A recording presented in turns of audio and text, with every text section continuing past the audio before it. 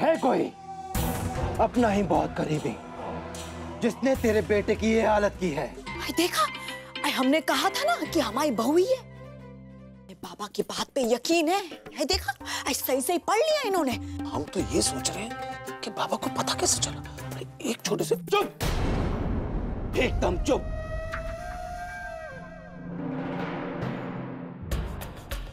ये छोड़ेगी नहीं आसानी से, और इस आफत को तू खुद ले आई अपने घर।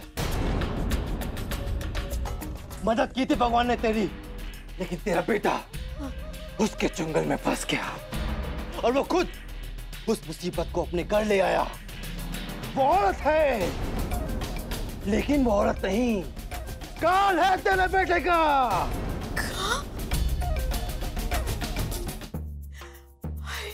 हाँ बाबा, सही कह रहे हैं आप। हमारी बहू है। हमसे बहुत बड़ी गलती हो गई जो हम ऐसी लड़की ब्याह के ले आए अपने बेटे के लाने। बाबा एकदम सच कह रहे हैं आप। वो बहू नहीं, काल है, काल। अब आप ही बताइए इस गलती को कैसे सुधारें हम, हैं? अरे पर मम्मी जी, कमाल की बात तो ये कि आपका क्या शक था? क्या शक था? बिल्कुल सही निकला। ये तो पता चल गया कि वो कौन है, लेकिन तेरे बेटे को तेरे पुण्य ने ही बचाया है, नहीं तो वो बच नहीं पाएगा। अब बोल क्या करना, बता। अरे जी, अरे बाबा हम क्या बताएं? अब आप ही अंतर्यामी हैं, आप ही बताइए हम क्या करें। अरे मम्मी जी, मुंह से मांगना पड़ता है ना, बाबा हैं। अब आप ये बताओ कि उर्मी भाभी के साथ क्या करना है? सब कुछ कर सकते हैं वो, जैसे कि हड्डियां तुड़वानी है, पागल करवाना है या मरवाना है। नहीं। बाबा मरवाना नहीं है हमको ना। तो क्या चाहती है, बोल।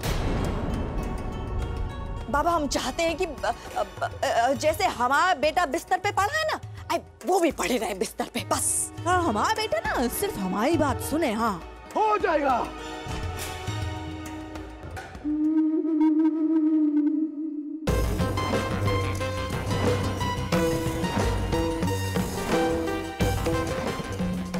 ये बुढ़िया अपनी बहू को खाने में मिलाकर खिला देगा।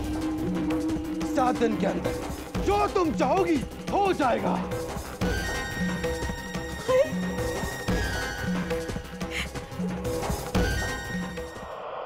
अच्छा है माँ जी, आपके साथ साथ मेरा भी काम हो जाएगा।